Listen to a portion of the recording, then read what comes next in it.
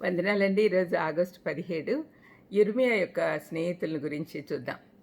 యిర్మీయా 36:8 ప్రవక్త అయిన యిర్మీయా తనకు ఆజ్ఞ ఇచ్చినట్లు నేరియా కుమారుడైన బారూకు గ్రంథం చేతపట్టుకొని యెహోవా మాటలన్నిటినీ యెహోవా మందిరంలో చదివి వినిపించెను. రెండవ స్నేహితుడు యిర్మీయా 38:11-12 ఎబెద్మెలెకు ఆ మనుషులను వెంట పెట్టుకుని రాజనగరులో ఖజానా కింద గదిలోనికి వచ్చి అచ్చటి నుండి పాతవైన గుడ్డపాతలను తీసుకొని పోయి ఈ బట్టలను తాళ్ల మీద నీ సంకల కింద పెట్టుకోమని అతనితో చెప్పాను. యిర్మీయా ఇలాగ చేయగా వారు యిర్మీయాను తాళ్లతో చేదుకొని ఆ గోతిలో నుండి వెలుపలికి తీసిరి.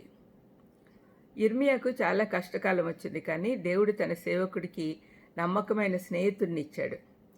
అతను ఆధారపడుటకు యోగ్యుడు. వీలైతే యూదులందరూ హెచ్చరికలు మరియు తీర్పును పరిగణలోకి తీసుకొని తిరిగి వచ్చేలాగా అతను గతంలో ఇచ్చిన సందేశాలన్నింటినీ వ్రాసి పెట్టమని దేవుని ద్వారా యిర్మీయా ఆజ్ఞాపించబడ్డాడు.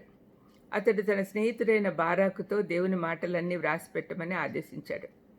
యిర్మీయా దేవుడిచ్చిన హెచ్చరికలు ఆలయానికి వెళ్ళి ప్రజల ఎదుట చదవాలని దేవుడు చెప్పాడు. అతను ఆలయానికి వెళ్లేందుకు అనుమతి లేనందున పోలేకపోయాడు. ఇక్కడ పౌలు కొరింథీ మొదటి పత్రిక 4:2లోని మాటలు గుర్తుకొస్తాయి. మరియు గృహ నిర్వాహకులలో ప్రతివాడును నమ్మకమైన వాడై ఉండుట అవశ్యం. యిర్మీయాకు అటువంటి వ్యక్తి బారూకులో కనపడ్డాడు. అతను యిర్మీయాకు విశ్వాసపాత్రుడు. అతని ఆజ్ఞలు పాటించడంలో నమ్మకమైనవాడు. అతని ఆలయానికి వెళ్ళి ప్రజలకు తాను రాసిన మాటలను రాజులకు చదివి వినిపించి వారిపై శక్తివంతమైన ముద్ర వేశాడు.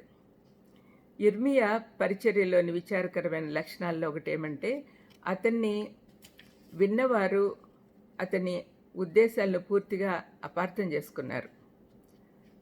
లొంగిపోవడము లేదా చనిపోవడం అనే అతని సందేశం ఆమోదయోగ్యం కాదు కాబట్టి రాజులు అతన్ని చెరసాల్లో పడవేయటకు అది దారితీసింది.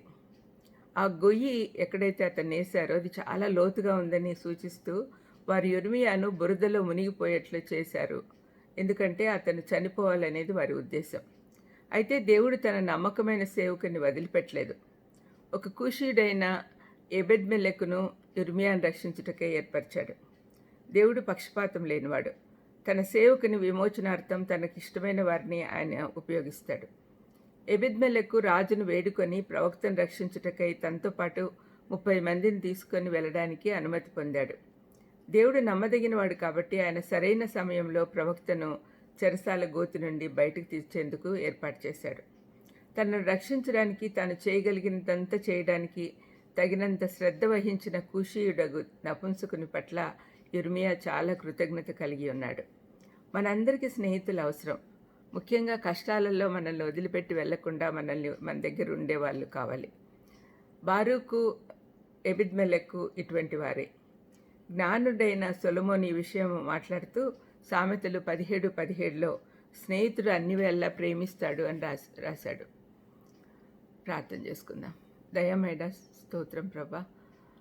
యిర్మీయా కష్టాల్లో ఉన్నప్పుడు ఆయనకు మంచి స్నేహితులను ప్రొవైడ్ చేసినారు తండ్రి. అదేవిధంగా మాకు కూడా మంచి స్నేహితులు అవసరం తండ్రి. మేము కూడా ఇతరులకు మంచి స్నేహితులుగా ఉండాలైనా మీరే మా గొప్ప స్నేహితుడు. మిమ్మల్ని ఆదర్శంగా తీసుకొని మాకు కూడా అటువంటి బుద్ధులు అనుగ్రహించమని యేసుక్రీస్తు నామమున వేడుకొంచున్నాం తండ్రి. ఆమేన్. God bless you.